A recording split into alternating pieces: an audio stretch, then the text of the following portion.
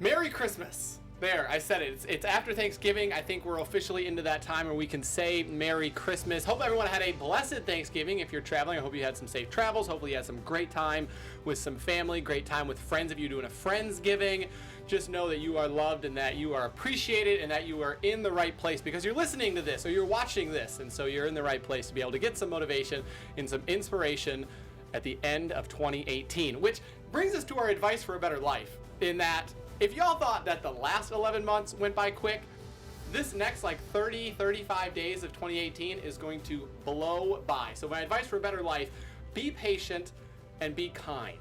Everyone in this year, at this point, is incredibly stressed. I can guarantee you, they're trying to get gifts, they're trying to get their decorations up, figuring out what food to bring to holiday parties. Raise your hand if you're stressed. That's right, my hand is raised right now and you are not alone. Everyone else in this room, I saw their hands go up as well. You couldn't see them. Their hands were up. So be patient. Things might take a little while. USPS is shipping thousands of packages every single hour. Things are gonna take a little time. Your waitress that is serving you, having to deal with so many other customers, just be patient and go along with that, be kind. Because at this time of year, when everyone's stressed out, when everyone's running out of patience, the way to counteract that is to be kind. You don't know what people are going through. You never know the struggles that people are going through. So just show a little bit of love, show a little bit of kindness, and it will go a long way. Today's guest certainly is, a phenomenal actress, and she is one of the stars of Last Man Standing, which is incredibly still going. 7 seasons. It's a phenomenal show. She also is going to be in season 7, was on season 6 of Orange is the New Black, has starred on several other shows as well. So grateful to have her in here, to be able to maybe talk about some holidays, be able to talk about her acting career. Certainly give a warm welcome, Amanda Fuller. Hi. Merry Christmas. Merry Christmas so I to feel you. like Last Man Standing, is it Merry Christmas? Is it Happy Holiday? That seems like a Merry Christmas It's show. a Merry Christmas show. Yes. We do the Christmas songs and everything. I think we've done a Christmas song for the Christmas episode 3 times now. Wow. So yeah, we Is it like very that on Christmas. set too? Does that carry over off camera? I mean, Christmas is infectious, right? You can't be around Christmas decorations and not feel the Christmas spirit. So yes, of course. It was actually really strange this year because we started the Christmas episode on Halloween. So we showed up to work on the taping. yeah, like Okay. our table read day for the Christmas episode was on Halloween, and so we were all a little confused that day. We were like, wait, we came to be, and then now it's just pine trees, and which is amazing, but we're not, your brain hadn't transitioned to that yet. But then the next day, we were all just like, okay, now it's Christmas time. I guess we're skipping over Thanksgiving this year. It's great. 7 seasons. I mean, that's amazing. And I had a little bit of break, and it was, kind of put aside for a little bit, thankfully brought back. Because again, the ratings have never dropped. No. The ratings on that show We have have been a very loyal fan base. What does that mean to be able to have a loyal fan base like that? That is like, man, we want it back. We can't get enough. It's amazing. I mean, I've never really been a part of a show for long enough to be able to feel that kind of thing. And being on Last Man and how vocal they were when we, got canceled kind of out of the blue, and the support that we got was so phenomenal. And then being a part of Orange, which also has one of the most Very loyal fan loyal. bases of all time, it's been kind of phenomenal just to be a part of a family, a TV family of any sort that has so much support and love. It's great. When you guys were dropped, was there hope that it would be brought back? How much of a shock was that, and that process of, weeks, months? It was a huge shock because we thought for sure we were going at least one, maybe 2 more seasons because of, the business aspect of it, the syndication deals, the ratings were so good. And the last episode that we did before we got canceled was like a boxing episode. Like it had nothing, there was no arc to it being the closure of this family show. And so it came out of nowhere and we were all pretty devastated, I'd say. And then there was talk of it coming back for a few months afterwards. Like all the networks were mentioning maybe picking it up. And so it kind of strung us along in a way where it wasn't easy to say well, we didn't get a chance to say goodbye. Like it was the first season that when we left, we were all like, okay, see you in a few months. Like there was no real goodbye at the end of that season because we thought for sure we'd just be seeing them in a few months. And so, but then after a few months, nothing happened. And so we, at that point it kind of sunk in, and then we had to move on, and we did. And And then out of the blue, it comes back, and now it feels like we've never left. Now it Yeah. feels like we just had like a Because you're right back into the swing of things. Yeah, and it's 7 it's seasons, better than like ever. 22 episodes per season too. Yeah. So it's one of the long ones that goes and just keeps going, which is great for fans. So much fun. You guys enjoy that as well when it's a long 22. I want to work every day of my life. So if we had 50 episode seasons, I would be like, that's not enough. So that's always been how I've felt about my job. I'm very lucky. So this show, and I want to congratulate you and congratulate everyone else who works in this show, because it is so real and authentic, and I think that's what sets it apart. I started watching a couple of years ago. I was in Colorado with family, and my uncle. Are you from Colorado? I'm not. I have a lot of family there, and so I visit there a lot. And I was just at my uncle's house, Uncle Bob, and he was watching it, and I was like, "What show is this?" And I started watching it, and I was hooked. Yeah. Because it is just so real. It's so enjoyable to just sit down and be able to just watch. Yeah. Thanks. What do you think? What sets this show apart that makes it just people are so loyal, want this to keep going? I think it's one of people watch TV to be entertained, right? And to escape and all of that, which is fantastic. I love that kind of storytelling. But I think we're one of the few sitcoms left, which is a dying breed, which is, I think, one of the most fun platforms and types of television there are. And also, we represent like a real old-fashioned family. Like it's you don't really find that anymore. And so it's a show that people can watch with their kids, with their families. It makes you laugh, but it also touches on real things that families go through. It's kind of like the perfect mixed bag of things that you can relate to, but also get away from your own existence at the same time. Be able to check out a little bit. But in a way that's like home. Like I think people feel like they're going home when they watch the show, and I think that that's rare these days. And so I think that's what sets us apart, honestly, and that's what I've heard from fans that I've ever seen on the street, and even my own family who, like, of course they tune into all the stuff I do, but my brothers who were like, I'm not going to watch a sitcom, and then they watch it, and then they watch it because they love the show and not because their sister's on it anymore. Like it's that funny, like it has real issues that families deal with that it reflects. So there's so many aspects to it that I think people feel like really comfortable and they want to come back and watch us every week. Do you watch the show with your family? I do not. You do not? Okay. So you're like, I do not my watch. brothers watch it. And No. I do not watch hardly anything that I do. I can't. I'm way too insecure for that. Why is that? Is this just... I have I used to have more confidence, I think, growing up and when I was a kid, and it would be fun. But as I've gotten older and more connected to the craft of it and the storytelling of it, it gets me in my head too much, and then it's harder for me to trust the process.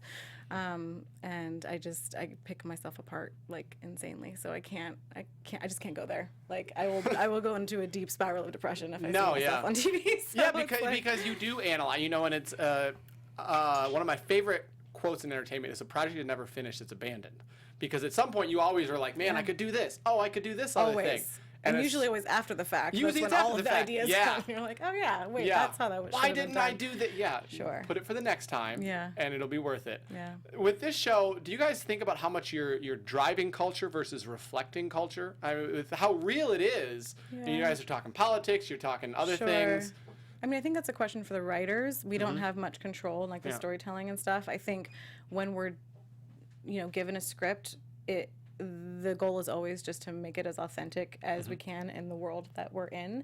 I don't know. It's a really good question. I think that I feel like reflecting current climate of the United States and families in the United States right now is probably its main focus. I don't think they're trying to push too hard to change people's minds and stuff. I think it's more of just having an accurate representation that people can relate to. Which again is I think why it's so successful. Yeah, and know that this is, all we have is family and respect and all of that, and to be able to talk about such difficult things in that realm is really rare, and it's there's no violence. It's it's a positive way to do that, and I think that's really important. I think people really love that. So well, that's one of two families that you're on with TV, because I think Orange and New Black, that's a family. It is, right? It definitely is. It's a very different family.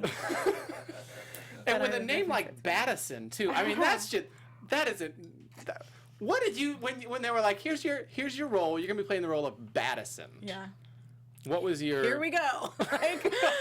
Like who knows? What, they don't tell you anything going into it. That's basically all I had is that information and that she was from Boston and that she was kind of a hard ass. And but that's it. I think they're still trying to figure it out when they bring on a new character too. So yeah, you just kind of dive in like with a name of a character that. I mean, look at this picture. Unique. We're looking at the gosh. picture. I think that is just the. So you're making me look at myself right now. This is not a part of the plan. No, there she is. There's Battison. What can we expect for season 7? I can't tell you that. You can't give us. No. Has filming started? Yes. Okay. Yes. And we're like on the tightest, like especially because it's the final season. Yeah. So they're all being very, very like we don't know episode to episode what's happening. It's all a surprise for us. I know what we shot so far, but I can't. Yeah. I would get in so much trouble. I mean, this show is very hard knocks a little bit, certainly, especially with your character. Is the final season going to be emotional? Are you able to, I mean, is it like? I think definitely. I mean, this show. What I love about the show, and I always have from the beginning, is the way that they deal with such challenging issues, but also include so much humor.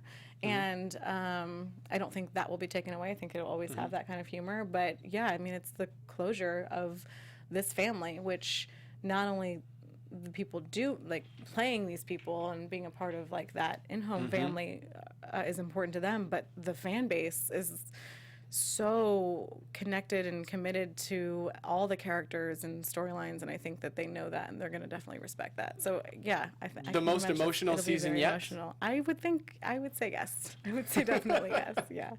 Has it been on set? Has it been the realization that it's the last episode? I mean, for characters off screen of realizing this is the last go to just be able to put everything in it. Yeah, I think that's definitely in the air. I think it's bittersweet for everybody. I just came on in the last season, so it's still new to me. But the people that have been there since the beginning, they've been there for 7 years, and I think that they are. It feels like they're so incredibly grateful to have been a part of it and like changed television in the way that they did, and that's very. Like loud to, like that's something that everybody really knows and is aware of. For sure. But I think that people might be a little bit ready to move on too. So I think it's a nice like respectful, calm atmosphere of here we are and let's make this the best we possibly can. Yeah. And hopefully, I mean, hopefully for fans, because they want to be able to get closure, I think, on things too. Yeah. We'll see. I don't know how it's going. I honestly don't even know. Yeah, because you haven't gotten everything yet. No. So we do have a live chat for everyone tuning in on YouTube. We're also available on Apple iTunes, and we have people commenting. And so I want to be able to go to Charlene Martin says, how difficult was it for you to transition from Last Man Standing to the dark character in Orange is the New Black? Orange is the New Black. I mean, to go back and forth. I live for the dark stuff. Prior to Last Man Standing, I did lots of different television shows, lots of guest stars and recurring roles on numerous television shows, and I usually played like the rape victim or the murderer or like all the weird like character driven stuff, and so that's kind of where my sweet spot has always been. Last Man was a departure from that. Like it was kind of hard for me to transition when we started into that world. Like that's kind of what's foreign to me. So to be able to, and then we get really comfortable and it's so much fun and we have the best time. But then to go back to kind of the dark, hard storytelling was for me, that's a huge gift because I was just like I crave it. And you probably enjoy the challenge too of being able to go back and forth. Yeah. That's the best part. I love being challenged. So you mentioned bring on more. Give me all the different. I'll do it all. Oh, for sure. and I want to be able to dive into that because you're talking about you've been on so many other shows. I mean, Law and Order, Grey's Anatomy, so many other roles, and you've been acting for a while. What is your earliest memory of being on a set or acting? On a set or acting? Those are two different things. Okay. Well, so which is earlier? I mean, I started performing and doing theater when I was like 3 years old. So 3? So what do you remember I was just from a that? ham. I have 3 older brothers, and I just wanted to be on stage, and my parents did not know what to do with me, and so they put me in dance, and like one thing led to another. I started doing theater and whatnot. They put me in pageants for a little while, which my parents were not into, but I was just like hungry for the audience. Like I just wanted more the whole time. And so I ended up getting an agent when I was like, I think 7 or 8, and the first film I auditioned for it was Tales of the City, which is with Laura Linney and Olympia Dukakis and Paul Dooley and like all of these incredible legends. Did you realize they were legends at 7? No, I was just like, there's cameras and we're in San Francisco and I get to be in a costume and this is the best thing, it was the best thing ever. Now I look back at the photos from that time and it blows my mind, like sitting in a director's chair with Paul Dooley and it's just it's amazing. But and that was before Laura Linney was Laura Linney. Like I think it was what kind of set her off. So, but that was so I have memories of that set for sure, and just having like a blast, just having the best time.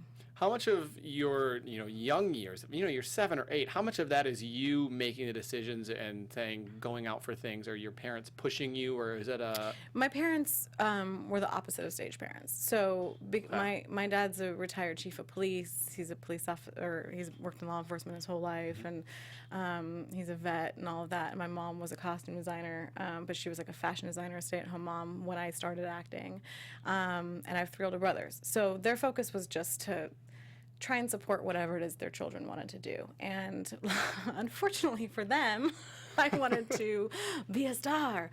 And I was a precocious kid. Like I was going up to every single person, wanting to know their life story, wanting to perform for them. Like I've changed quite a bit. I have a lot of insecurity now, but back then I had no insecurity whatsoever. I was the most confident thing in the world. So I just kept driving it for them. Like they would check in with me all the time and be like, are you still happy? Are you because it's hard. Like I would, as much as I was lucky enough to start working at a young age, with that comes a ton of rejection. And so there were lots of, most of the days were harder than the fun ones where you actually get to work. Yep. And so they would constantly check in with me and make sure that I was still like happy. I still had to get straight A's at school in order to do it and all that.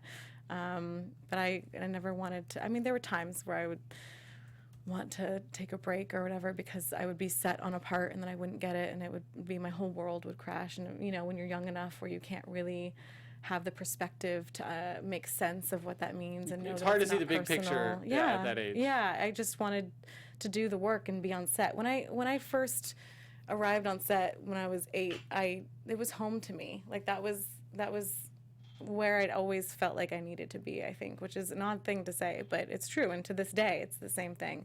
So as much as I would go like maybe a day or two going, I'm never doing this again, it's too hard, like I would just immediately go back to like, what's the next thing? Oh, there's another project that I could, so I didn't have much luck in ever getting too far away from it. But. Was there a line of trying not to burn out? Because is that a challenge for when you're acting that young, of not burning out, of not doing too much too fast and then saying, all right, I've reached my limit? Not for me. Okay. I mean, I always want more. I've always wanted more. So, I would go on auditions after school, and then I would get home from auditions at like 8 p.m. and then I would start my homework and do my homework till like 2 a.m. and then go to school, and like it was like I was so driven when I was young and not that I'm not now, but it's just a different way. It's a more grounded kind of drive now. But at the time it was just, I would say almost like just greedily wanting to constantly do it, and whatever it took to do that, I would do it. And I didn't know anything else. So I don't know how I had that much energy because I don't anymore. But I think it's what got me to have the career I have now, because if it weren't for that, I wouldn't have persevered. I wouldn't have, and it took that perseverance to get me to be in a place where I can be on 2 shows at once. I mean, I've been doing it 25, 30 years, so it took a long time to, lots of people think, oh, overnight success. I feel like there's no such thing. I'm sure there is for some people, but all the actors I've ever known, all the producers I've ever known, all the writers I've ever known, they work day in and day out to be in a place where they can do what they love, and it's tireless and it takes a ton of commitment, but it's worth it, How much do you look back on that foundation of being grateful that you put in the hours? Every day. I mean, I think it made me who I am. Like, I have a thick, it's funny because I'm so like fragile and, and sensitive, but at the same time, like, I have this strength because of all of those years that makes it so that I will never stop, and no is ever going to be the no that ends my desire to do better and to do more, and to be a better actor or writer and all of those things and person, and I learn so much from the characters that I do, and that helps too. But I think if it weren't for that, like day in and day out when I was young, I wouldn't be strong enough. You know, it kind of creates this backbone, if you will, that is indestructible. Do you laugh when people say overnight success? Yeah, I mean, that's just, there's nothing further from the truth. Nothing further for me, at least. Yeah, there's absolutely no. I mean, it was if I could never count the amount of auditions that I've been on. Like, it's probably in the hundreds of thousands. To be perfectly, like, truthfully honest. Like, when you're doing 3 or 4 auditions a day, since you're 8 years old, I mean, it slowed down when you're older, but when you're a young kid, like, it's that much. Like, you're running from one part of town to the next part of town, and so I wish that we had tallied them, because I think that would be a really fun statistic to have. But and what's the success rate on auditions? 5%? Maybe, if you're lucky. If you're lucky, if you're me, which is lucky. Like, I've consistently worked my whole life. I've gone up to 6 months without working, but I was one of the lucky ones that's kind of the longest it's ever been for me. And even with that success rate, I would say it's maybe 5%. Which is incredible that 5% is like, oh, I'm so lucky. 5%. Yeah, it's really, it is incredible. It's truly incredible, I think. I think anybody that keeps doing it is stronger than you'll ever know. What was the 6 months? Oh, sporadically. Yeah, like, I mean, up until Last Man, I would do all these guest stars and recurrings, and those would come. Either I would do a few in a row, or I would go 6 months without working and be like, I'm never gonna work again, and nobody wants to hire me. And then I would be living off residuals, you know, and pretty broke because they don't pay that much, but, you know, scraping by. And then something, lo and behold, would come along. It got to the point where I was in my 20s, and I stopped worrying. Like, it got to the point where I was like, okay, God's provided, like, every time that I felt like it was the end. And even when it feels like it's gone on way too long, like, something always comes and it's meant to be. So as long as I keep showing up and I keep doing the work, then I'll be met with that somehow. And whatever form it comes in is, who knows, you know, that sometimes it's surprising, sometimes it's nothing like what you want or thought that you would want, but then it ends up being the best thing that ever happened to you. I mean, it comes in so many different forms, and that part you just have to trust and, like, let go, you know. It seems like, when things happen, it's like a long break and then like a blip. And I mean, as you said, you've been doing it for 25, 30 years. Do you have a secret of how to manage that up and down, to not be really high, to not be really low? No, I don't think so. I think you just, like, it's day in, day out. You know, I think a support system is so important. It took me a very long time to get the support system that I have today, especially in Hollywood. I'm not really a Hollywood type. I've never really felt comfortable here. I'm not a partier. I'm not very social. You know, I like to be at home and watching movies with people that are closest to me, with my pups. And so I never really could find, it was hard for me to find my niche of that. But through, like, acting classes and other things where I would go and focus, like, what was important to me, like, after a while, kind of, you sift out the people that are really, like, your soulmates. And now I have a support system of friends and family, like, I call them my chosen family, and my family that I know are there no matter what. So during those times, you lean on them, you know, because they've all been through it in their own way too. And if they truly love you, they will help you through it no matter what. Even if that means just, like, eating Haagen-Dazs and watching, like, horror films and crying into your ice cream and whatever. Like, favorite flavor ice cream? Favorite flavor. I mean, right now we're on a fish food kick, but that's just I mean, there's no, I don't know. Oh, the Haagen-Dazs, the bars that are dark chocolate. Yeah. Over the dark chocolate. Those are real good. I don't have ice cream that much, but when I do, I enjoy it. That's the secret. If you guys listen to this, get one thing. That's the secret to get over anything. Yeah. Haagen-Dazs find ice a cream. vice. What? Tell me about the audition for Last Man. When it was, maybe you got the script. You never know probably at that point that it's going to be the success that it is. Well, I replaced somebody. Okay. So it had been on for a year when I got the call. They had let her go, and then they started casting. And of course, you don't. But so I had done like over 8 pilots that never got picked up in the course of my like teenage years and whatnot. Wow. So I was like my own version of George Clooney in a way. And I was used to like doing shows that didn't ever get put on air. And then, so this one was nice because I was like, oh, this one's already been on the air. It's been picked up for another season. So I know at least it's going to be on the air. Like it's at least going for this next season, which would be way more of a success than any show that I've been a series regular on before. So it was weird. I kind of knew it was mine. There was something, I've always kind of had this thing, and it's not foolproof. There are times where I know that a part's mine and I don't get it, and then it's just, that's the most shattering thing. But for the most part, I kind of have a sixth sense when I know that something's just kind of like meant for me. When you go into the room, you're saying that when you go to audition, or like after you audition, you had that feeling? Even beforehand. Okay. Like when I get certain scripts, and I don't know. I don't know. It's weird because the girl that I replaced, I'm nothing like. So it's not like I was like, oh, I'm another version of this. So of course they're gonna want me. I just knew that I could be Kristian. I felt her in me or something. And I knew the casting people. I hadn't seen them for years and years. And they brought me in, and then and I thought it went well. And I remember leaving and being like, yeah, this is mine. This is gonna happen. And then I didn't hear anything for like 3 months.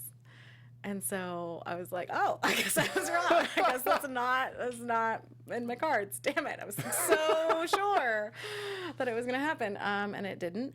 And then I got a random call like a few months later, and they were bringing me back to meet with the head of casting for Fox, I believe it was, as the callback. Usually you have like, you get put on tape for producers, you get brought back to producers, and then like the process goes on from there. But here was like this 3-month like nothing, and then all of a sudden I was like jumping to meet the head of casting, and I thought that's interesting. And then it was like a month or 2 of just rigorous like chemistry reads with Tim and with other characters in the show, and network tests, and just like, one thing after another, and it's grueling, but the whole time I was I kind of knew. I kind of. How many people at that point were still in the running? Do you know? I would say like when we were doing the network tests, I think there were like 4 or 5 other girls, and then when we did the chemistry read, it was like 3 or 4. It like dwindles kind of down each step of the process, but it was still like a handful of girls, girls that I've known for a long time. Really, you famous knew them? girls that were very, very talented, and for every reason you could think of would totally get the part over me. But I still had this like, no, it's mine. So then it was, and then I was like, wait, what? This is a reality, because I got so used to not doing shows that were on the air or series regulars on shows, because all the guest star stuff. But so then it was just a new reality that I had to adjust to, and I'll never forget going to like that stage for the first day and seeing Tim and seeing the family and becoming a part of it. And it just, you walk through the stage, and there's the sets and all of the crew, and there's just nothing. It's just magic, you know, and I try and remind myself of that as much as I can now, because it gets, it's a routine, and you get like it becomes a day job, a very, very fancy day job, but it's your everyday nonetheless. And so every day I try and like look up at the rafters and see and be like, oh, this is what I've always ever wanted, Yeah, the worst day on set is still better than the best day. By far. Yeah. By far. The things that we start to complain about. It's so ridiculous.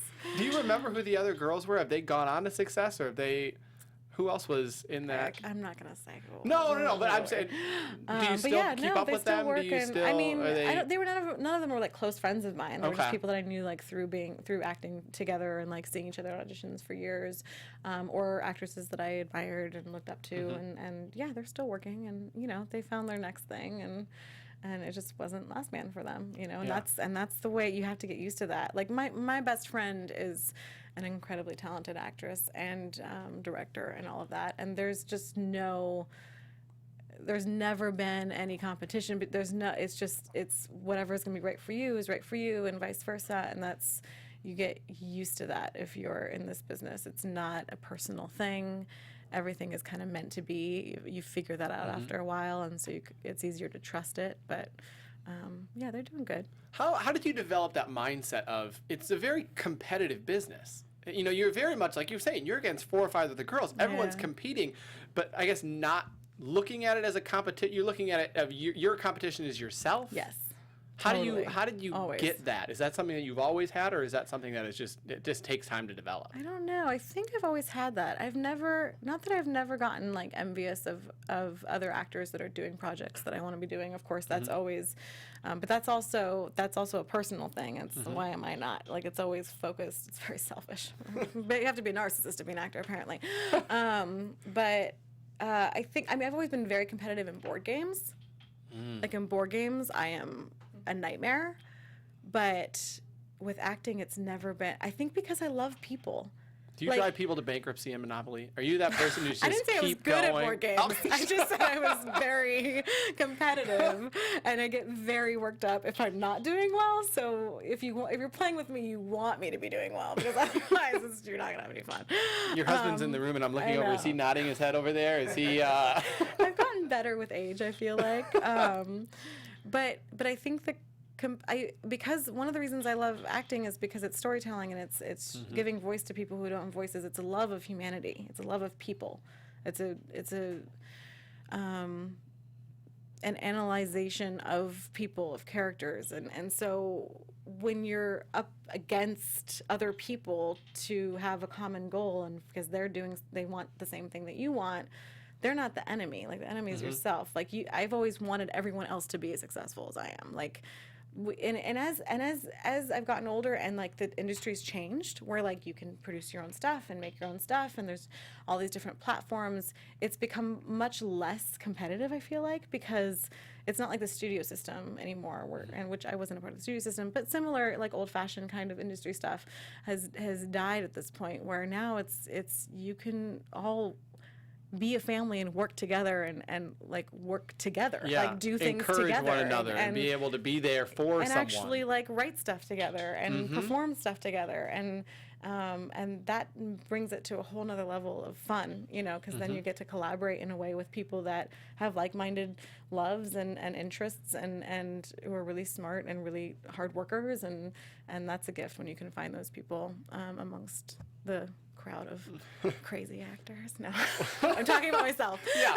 no, everyone's crazy to a certain Yes, extent. That's an embrace thing. You embrace that craziness.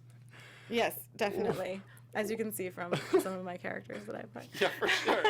What have you learned from your characters in the past, 7 years as Kristen on Last Man, and the season that you did of Orange is the New Black? What have you learned about yourself during that time? When you're playing a character, are you trying to gain things from the character as well as put yourself into the character? Yeah, I mean, it depends on the character. Certainly. With Battison, it's been a lot of trying to understand her and not come from a place of judgment, as is with a lot of the other like indie film and character work that I've done, because the love of humanity is there. It has to be there, and in order to play somebody that may not be super likable or may not be leading with their best qualities, like you have to have a sense of vulnerability there, or else I just feel like it doesn't work. Kristen's easy. Like she's an extension of me, and so that just kind of has always felt very natural and organic and whatnot. But whenever I do the character stuff, it's always a huge learning curve. I mean, I think the thing that I learn the most when I do that stuff. Excuse me. Why I'm burping. That's great. Just belch away. This is live television, people. That's the beauty. That's the beauty of it. Cut that out. Sorry, Mom and Dad. I try to be proper, but it's not. It doesn't work. That's Battison. That was a Battison moment. See, she was coming out. Yeah. Yes, definitely.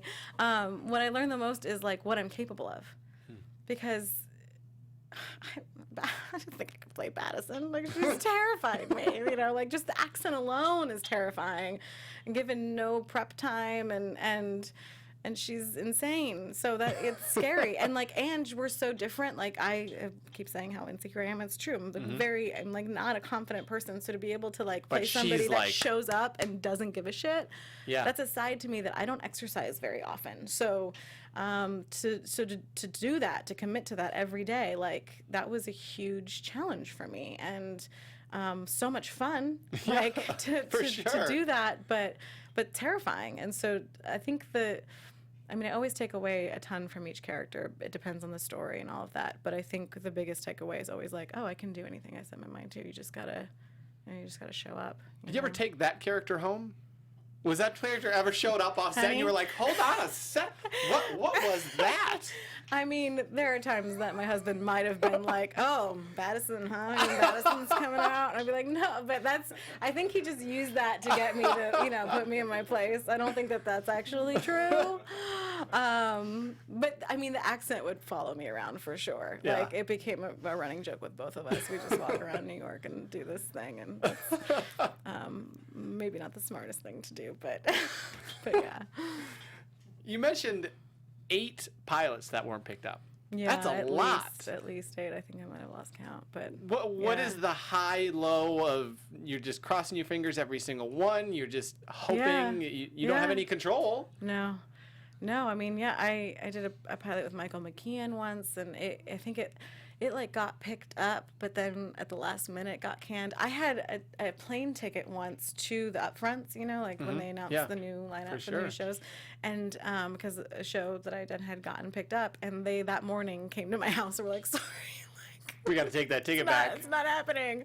So it's a roller coaster. Like it's insane, but like you said, it's out of your control. You know, there's nothing you can do. You just got to keep praying, keep doing what, you know, keep showing up. Were those were all spread out, I'm assuming, 8, or were there like times there's a pilot season every year, obviously. Typically. Yep. Now it's kind of meandered throughout the whole year. It's changing a little bit with all the new platforms, but it used to be like a 3-month period, like every year.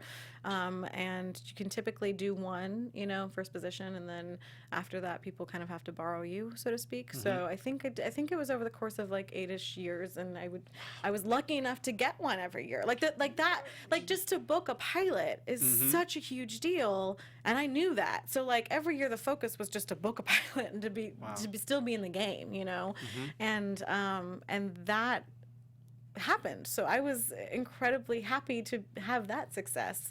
But then of course you want it to be the next big hit, and when it's not, that's disappointing. But then you come back. Do you look at like if one of those would have gotten picked up, it would have changed the course? Oh my God, how many of those that I have for you? I have so many. Like how many roles that I was like, yeah, like if any of those shows gotten picked up, who knows what would have happened. I was told when I was like 11 years old that I was going to be like, you know, a famous movie star within 3 months. Like that was always the narrative, and it took me maybe 10 years to be like, that's not my path, apparently. Like that's not what's going to happen.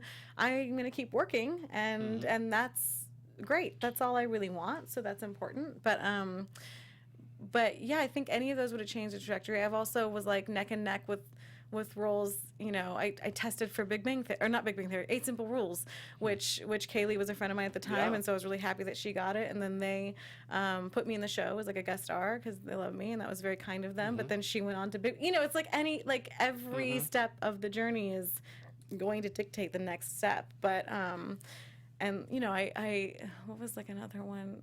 Like Amy Adams always compare myself to because I was very close in getting the Candy Striper role in Catch Me If You Can. Yeah. And so you think about that and you're just like, oh, it's an entirely different career, but you just have to know that's not your career. Path. Yeah, and that's okay. Like and you got to make it your own and find out a way to make it important for you regardless of what shows up for you, you know. We were talking earlier about, you know, overnight success and how ridiculous it is, and that it's the struggle and the grind, and even if, you know, you're like you said, you're getting, you can see it as half full or half empty. Of the half full of I'm getting a pilot every year, the half empty of unfortunately he's not getting picked up.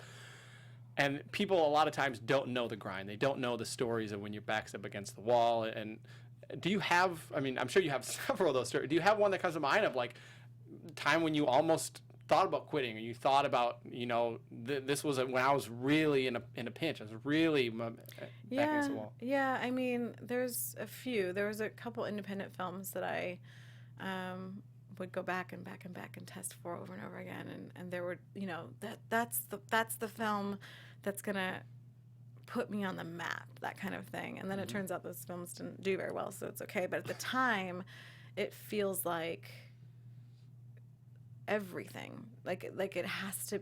You put so much importance on it, and then when that is taken away, it's really scary, because not only is it taken away and it's not what you wanted it to be, but you're left with nothing. You have to start from ground zero again. Like, it doesn't matter how many credits you have or how many credits you don't have. Like, it's all a timing game. It's all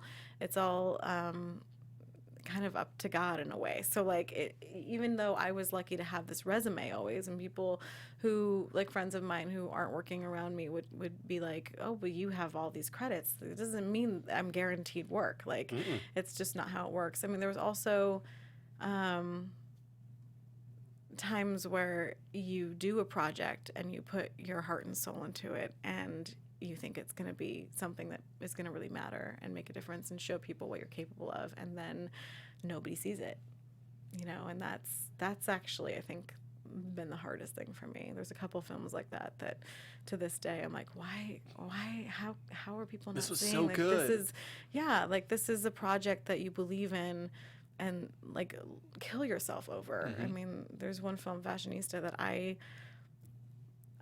needed like a month-long like come down after it, because it was so intense, and it was such a hard project to get through. We shot it in 19 days. I was in every scene. It was insane. But and you know, a handful, it's like a cult hit, like it did some festivals or whatever, but it doesn't have the audience that I feel like it deserves. And sometimes that's harder, because then you're like, you're doing the work, and it should be manifesting into something that really changes people's lives, or like helps make a difference or makes some sort of impact, and then it doesn't, and then you question, well, why am I doing this? If this isn't, if this is the version of what I want to do that most represents what's important and the reason we do it, and it isn't even working, then what's the point? But then the next project comes along, and you're like, oh, maybe this could be, you know. So, but this one, yeah. What drives you now? I mean, you've been through everything in your career. What drives you now, of like every day you show up to set, every day when you're going out for a new role in the future? What drives you? The love for it. I love it. I love it so much. I'm also writing now. I'm directing. I love I realize now that it's not just about being in the spotlight and like being on set. And like maybe when I was a kid, there was a different reason for me, my love for it. But as a couple of those indies that I did, like, really changed the reason why I love doing this, and that has to do with storytelling and like affecting people's lives. And so I'm doing a lot more in more control of it in that way now. We're like actually writing films and trying to get them made myself and stuff like that. And it's the only thing that I want to do besides be at home in my PJs with my family and eating Haagen-Dazs and watch ice other cream. people do it. You know what I mean? Like, it's just, I don't know. It's there is no other option for me. What's your definition of success? Getting through each day. I don't know, getting through each day and believing in yourself and trusting. I guess, I don't know. Yeah. No, that for everyone it's different. People hear success in society too, and they're like, oh, money and wealth and fame, and not that's for me.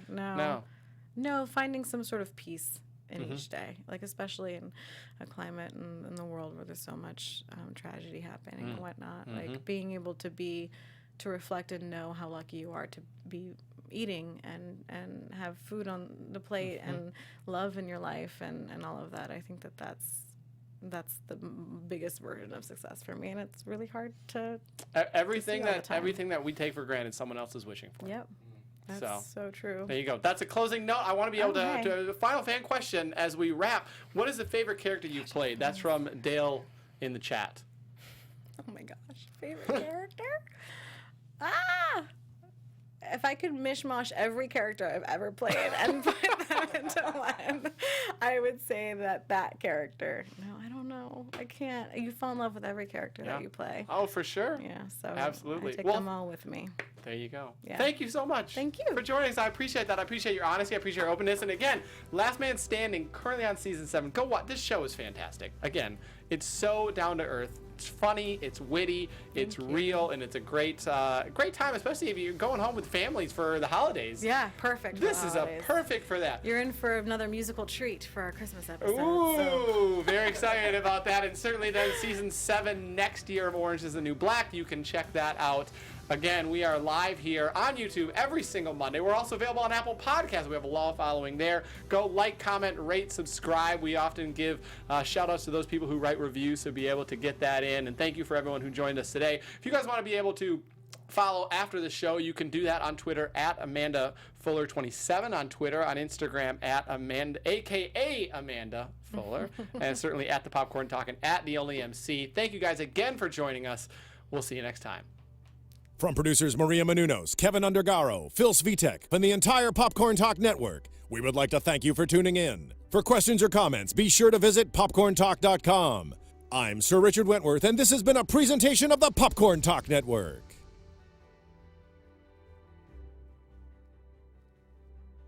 The views expressed herein are those of the hosts only and do not necessarily reflect the views of the Popcorn Talk Network or its owners or principals.